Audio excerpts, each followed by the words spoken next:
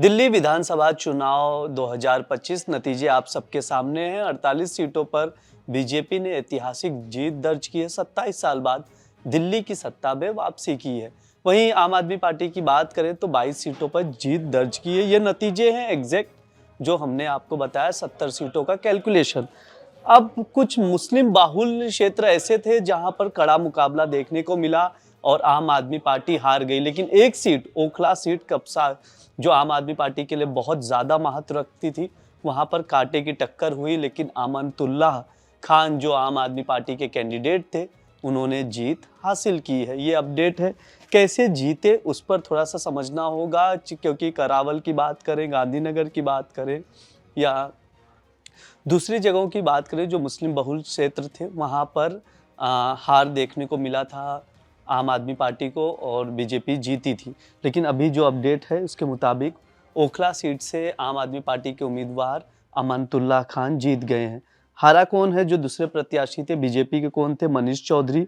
और कांग्रेस से थी अरीबा खान, जो कि कड़ा मुकाबला को देखने को मिला। जो जीत दर्ज हुई वो मैं आपको बता देता हूँ। अमनतुल्लाह खान को लगभग जो जीत थी वो अंतर ज़्यादा से ज़्यादा नहीं रहा, क्योंकि कांटे की टक्कर देखी गई। मनीष चौधरी बीजेपी जो दूसरे नंबर पर रहे, अमनतुल्लाह खान पहले नंबर पर जीत दर्ज की है। ये अपडेट है। अब आपको चलते हैं सीट के इतिहास की ओर, ले चलते हैं आपको। 1993 में दिल्ली विधानसभा चुनाव कराए गए थे। तब परवेज हाशमी जो जनता दल से थे, यहाँ पर जीते थे। काफ़ी समय तक वहाँ पर विधायक रहे। 2003 में चुनाव में भी वो कांग्रेस से टिकट पर चुनाव चुने गए थे। 2008 के चुनाव में परिसीमन के बाद जो सीमा बदलाव हुआ था, उसके बाद 2008 में परवेज हाशमी ने लगातार चौथी जीत हासिल की थी, यानी 4 बार जीते, सिर्फ पार्टी बदली। ये उसका इतिहास है। उसके बाद राज्यसभा चले गए। फिर उसके बाद 2013 में बात करें तो आसिफ खान जो थे, आसिफ कांग्रेस में शामिल हो गए, जीत हासिल की। इस चुनाव के बाद से आम आदमी पार्टी में एंट्री हो गई थी, वो दूसरे स्थान पर रही। ओखला विधानसभा चुनाव पर 2015 के चुनाव में आम आदमी पार्टी की टिकट पर अमानतुल्लाह खान लड़े थे और जीत हासिल की थी। उसके बाद 2020 में भी अमानतुल्लाह आम आदमी पार्टी से ही उम्मीदवार रहे, यहाँ पर भी जीत हासिल की।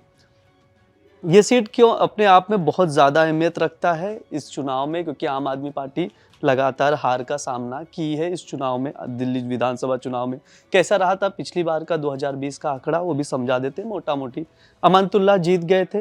बीजेपी से जो ब्रह्म सिंह थे, उनको 71,887 मतों से हराया था और पहले नंबर पर रहे थे। अमनतुल्लाह खान वापस जीत गए हैं। कांटे की टक्कर थी बीजेपी के कैंडिडेट से, लेकिन आखिरी में जीत आम आदमी पार्टी की हुई है। इस सीट पर काफ़ी अहम सीट था, मुकाबला भी टक्कर का था। लेकिन ओवरऑल बात करें तो इस वक्त 48 सीटों पर भाजपा जीत गई है और आम आदमी पार्टी 22 सीटें, यानी स्पष्ट बहुमत, ऐतिहासिक जीत और 27 साल बाद भाजपा की वापसी। ये रहा इस चुनाव का पूरा नतीजा।